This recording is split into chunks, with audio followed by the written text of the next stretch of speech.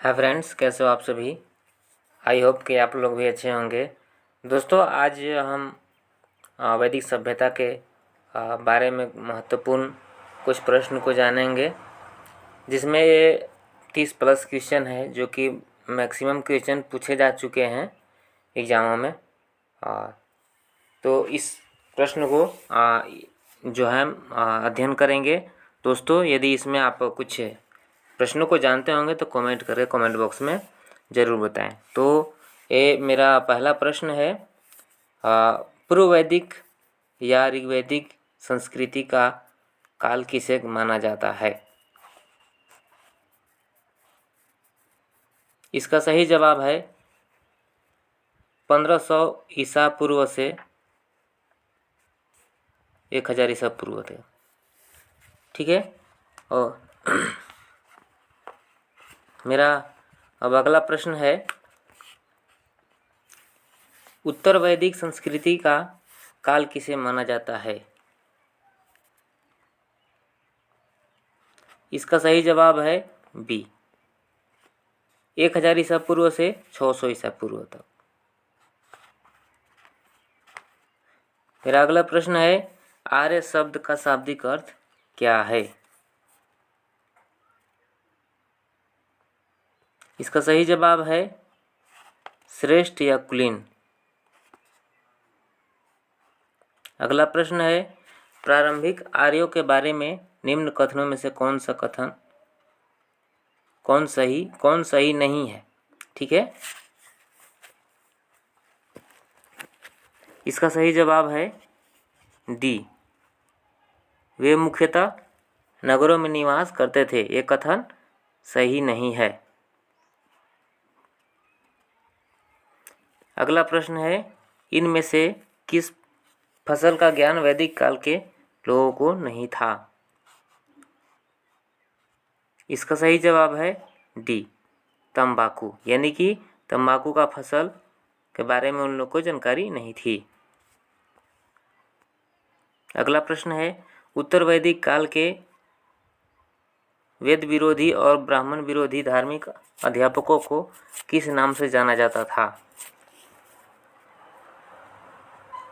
इसका सही जवाब है श्रमण।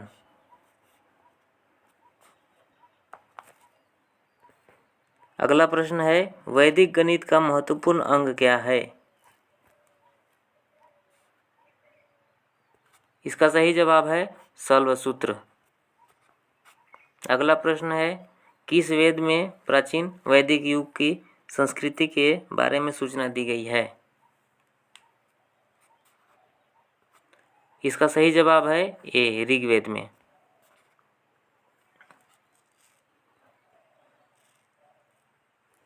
अगला प्रश्न है, निम्नलिखित में से उत्तर वैदिक काल में लिखे गए ग्रंथों का सही क्रम कौन सा है।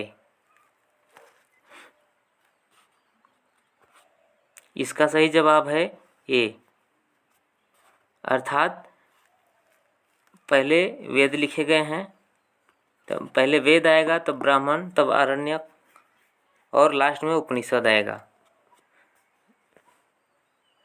अगला प्रश्न है, वेदों की संख्या कितनी है। इसका सही जवाब है 4, अर्थात वेदों की संख्या 4 है। जैसा कि आप इसका नाम भी हम बता दें ताकि आप लोग भी याद रखें। पहला ऋग्वेद है, दूसरा सामवेद, तीसरा अथर्ववेद और चौथा यजुर्वेद। अगला प्रश्न है, कौन से 3 वेद संयुक्त रूप से त्रयी या वेद त्रयी कहलाते हैं।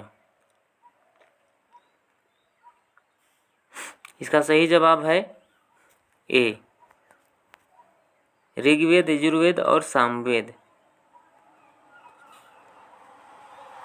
अगला प्रश्न है, भारत के राज्य चिन्ह में प्रयुक्त होने वाले शब्द सत्यमेव जयते किस उपनिषद से लिया गया है।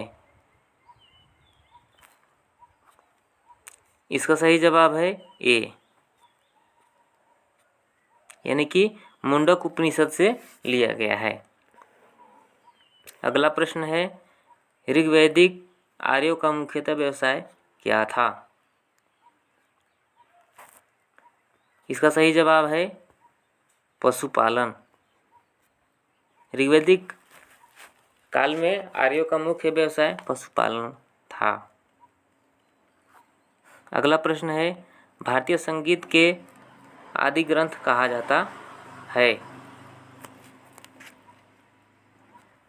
इसका सही जवाब है डी, अर्थात सामवेद। सामवेद को आदि ग्रंथ, संगीत का आदि ग्रंथ कहा जाता है। अगला प्रश्न है, प्रथम विधि निर्माता कौन है? इसका सही जवाब है ए, अर्थात प्रथम विधि का निर्माता मनु है। अगला प्रश्न है हमारा, कृष्ण भक्ति का प्रथम और प्रधान ग्रंथ है? इसका सही जवाब है श्रीमद् भागवत कथा, यानी कि श्रीमद् भागवत कथा में श्री कृष्ण जी का काफ़ी ज़्यादा वर्णन है। अगला प्रश्न है, ऋग्वेद में संपत्ति का प्रमुख रूप क्या है? इसका सही जवाब है गोधन, यानी कि ऋग्वेद में सबसे महत्वपूर्ण जो संपत्ति है उसे गोधन को माना गया है, यानी गौधन। जितने हमारे मवेशी हैं उनको गोधन माना गया है। अगला प्रश्न है, ऋग्वेद के किस मंडल में शूद्र का उल्लेख पहली बार मिलता है? इसका सही जवाब है डी, यानी कि 10वें मंडल में शूद्र का जो उल्लेख है वो पहली बार मिलता है। अगला प्रश्न है, पुराणों की संख्या कितनी है? इसका सही जवाब है 18। पुराणों की संख्या 18 है। अगला प्रश्न है, वैदिक धर्म का मुख्य लक्षण इनमें से किसकी उपासना था? इसका सही जवाब है प्रकृति। अगला प्रश्न है, किस देवता के लिए ऋग्वेद में पुरंदर शब्द का प्रयोग किया गया है? इसका सही जवाब है ए, अर्थात इंद्र देवता को ऋग्वेद में पुरंदर कहा गया है, पुरंदर के नाम से संबोधित किया गया है।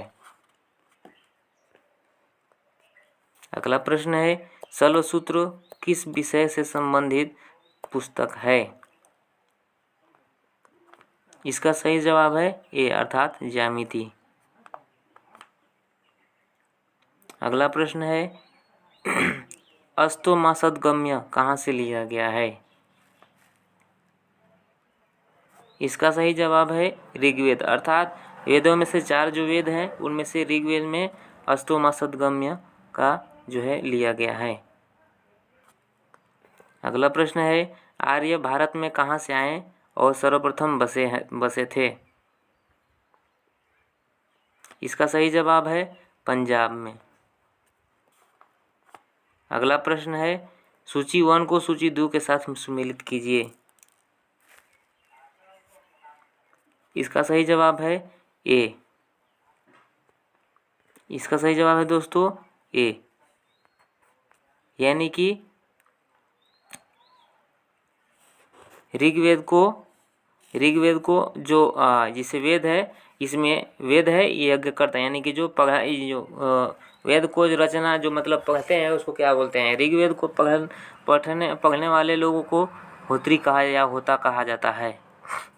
यजुर्वेद को पढ़ने वाले को अध्वर्यु कहा जाता है। सामवेद को पढ़ने वाले को उद्गाथा या उद्गात्री कहा जाता है। अथर्ववेद को पढ़ने वाले को ब्रह्मा कहा जाता है। अगला प्रश्न है, वेदों का अपौरुषीय क्यों कहा गया है? इसका सही जवाब है ए, क्योंकि वेदों की रचना देवताओं द्वारा की गई है। अगला प्रश्न है, वैशेषिक दर्शन के प्रतिपादक कौन हैं? इसका सही जवाब है सी, अर्थात उलूक कनाद जो है वैशेषिक दर्शन के प्रतिपादक यानी कि उसके लेखक करता है। अगला प्रश्न है, मीमांसा या पूर्व मीमांसा दर्शन के प्रतिपादक हैं।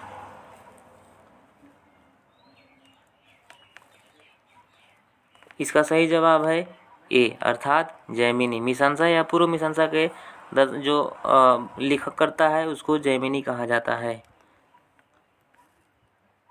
अगला प्रश्न है, वेदांत या उत्तर मीमांसा दर्शन के प्रतिपादक हैं। इसका सही जवाब है बी अर्थात वादरायण। वादरायण जो है इस वेदांत को जो लेखक करता है। अगला प्रश्न है हमारा, ऋग्वेद का कौन सा मंडल पूर्णतः सोम को समर्पित है। इसका सही जवाब है सी 9वां मंडल जो है ऋग्वेद का, उसमें पूर्णतः सोम देवता को यानी अर्थात सोम देवता को पूर्ण रूप से समर्पित किया गया है। अगला प्रश्न है, प्रसिद्ध 10 राजाओं का युद्ध अर्थात दशराज युद्ध किस नदी के तट पर लड़ा गया। इसका सही जवाब है डी पुरुषनी जो है पुरुषनी नदी के किनारे दशराज युद्ध अर्थात 10 राजाओं का युद्ध जो है पुरुषनी नदी के किनारे हुआ था। अगला प्रश्न है, धर्मशास्त्र में भूराजस्व का दर क्या है। इसका सही जवाब है 1/6 अर्थात धर्मशास्त्र में भूराजस्व का जो टैक्स है वो 1/6 था, 6 है। अगला प्रश्न है, 800 ईसा पूर्व से 600 ईसा पूर्व का काल किस युग से जोड़ा गया है। इसका सही जवाब है ए अर्थात ब्राह्मण युग। ब्राह्मण युग को जो है माना गया है 800 ईसा पूर्व से 600 ईसा पूर्व तक का जो काल है उसे ब्राह्मण युग कहा गया है। तो बस आज के लिए इतना ही प्रश्न दोस्तों, फिर अगले नए वीडियो के साथ में हम फिर मिलेंगे। तब तक के लिए धन्यवाद।